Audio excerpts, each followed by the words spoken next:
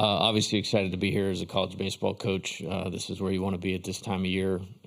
Very proud of the team, especially coming through the losers bracket after a tough loss on Monday night to, again, one of the best teams that I've seen in recent time in Wake Forest, particularly on the pitching side of things. Really good week that we put together to get back to this point. And now it's about moving forward. One of the players to feel good about what they accomplished last night, and something we've talked about all year is mastering moving forward, moving on to the next step, whether that's through success or adversity. They've shown a lot of maturity in doing that throughout the year, and I expect us to do that moving into tomorrow night. Okay, we'll go ahead and start. Right here, Cokie. Cokie Riley with The Advertiser. How much is your experience of just being here at this level with the College World Series final and the national championship on the line, how much does that help you prepare this team? Yeah, I think there's benefit to it. It's just like, with the players, something I tell them all the time, the best coach they're ever going to have in their life is playing time. And when you get here and get to experience, playing, 8 games in one World Series back in 2016, that definitely helps. You know what to expect. You know where the pitfalls are, things that I try to take a notebook with me everywhere when I'm doing everything. And being in Omaha, you certainly want to do that. And it's been helpful, and reflected a little bit on that last night. And then, more so of how do you transition from the bracket, to the championship series. And we had a good plan for that coming in, and excited to get into that phase of it now. Okay, Leah. Leah Van, The Advocate. Looking at the talent across this matchup alone and the matchup we saw last night, multiple first and second round draft picks, what do you think has enabled college baseball to feature this kind of talent over the years?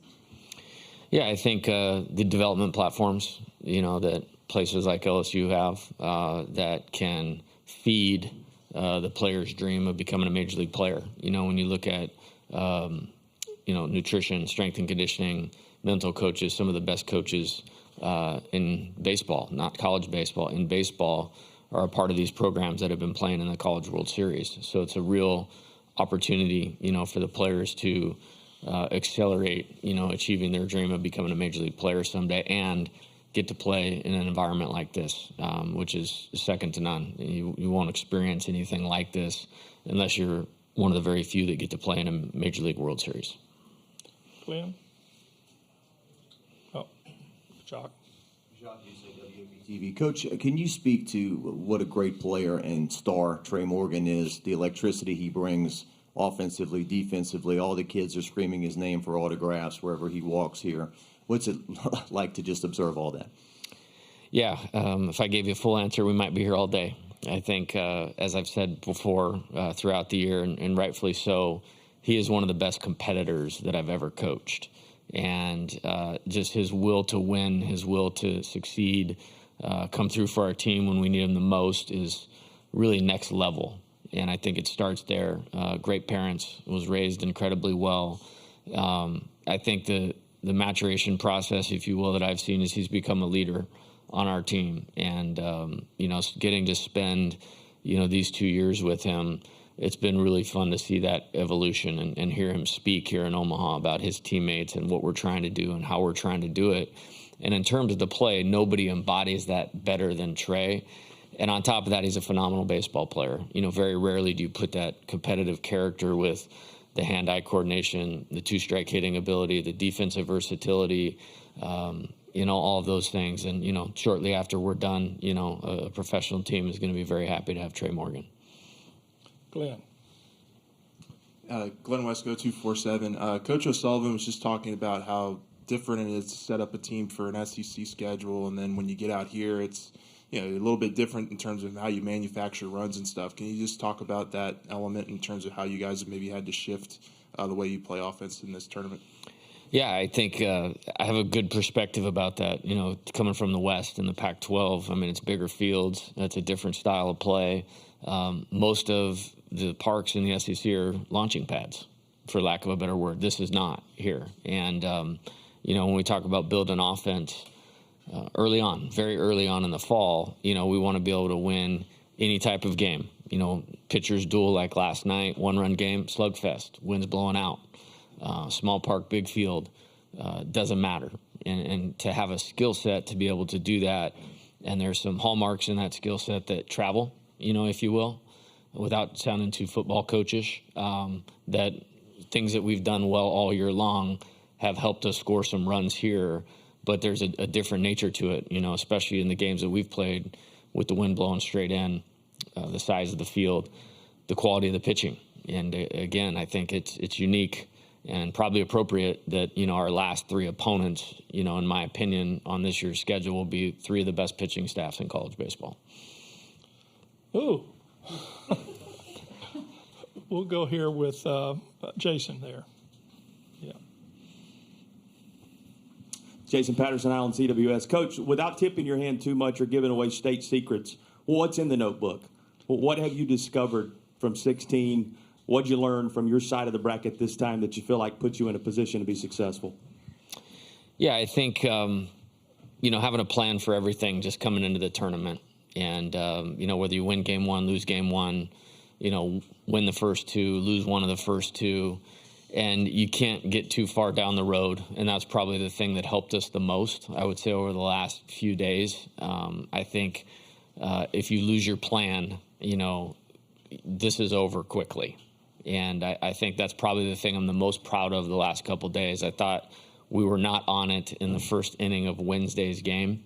And, we brought it up to the team. Like, we had this conversation a month ago, we have to stay right here, right now, and in character. And, when you have old players that have had success, that have a good blueprint in their eyes of how to be successful and have had success with it, you can kind of get them back on track. And then they're good enough to go execute it. That's the most important part of it.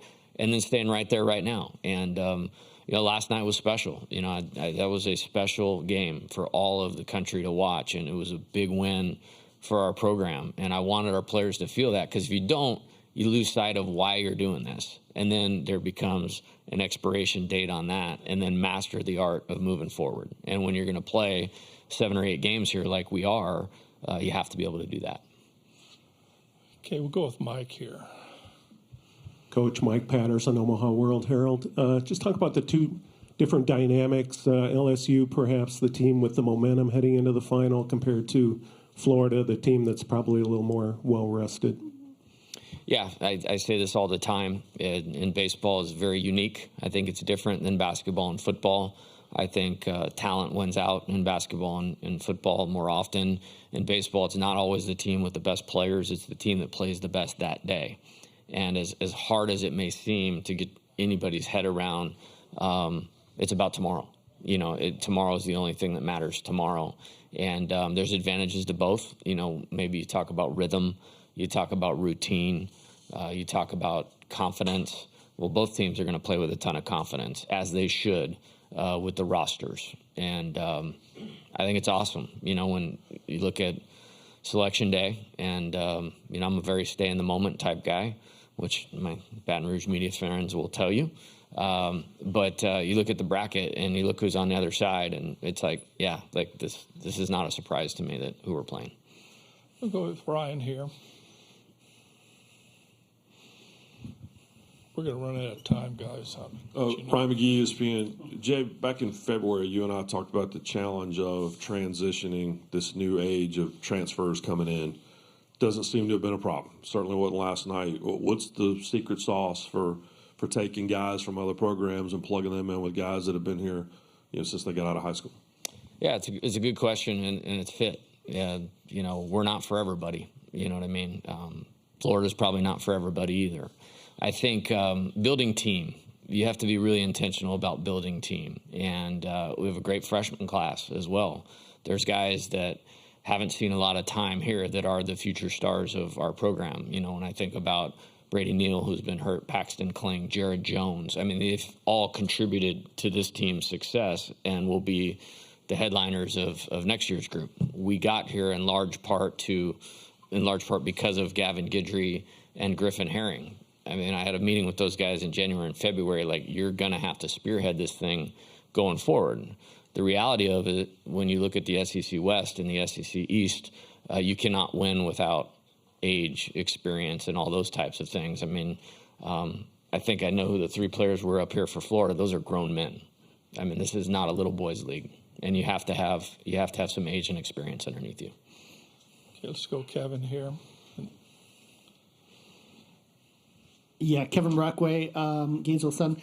Coach, having to play the 4 games in 4 days, obviously the pitching was really, worked pretty hard. I'm curious about how you feel, how welcome is a day off, first of all, and then how you feel about your pitching setting up, given the number of arms you had to use to get through this.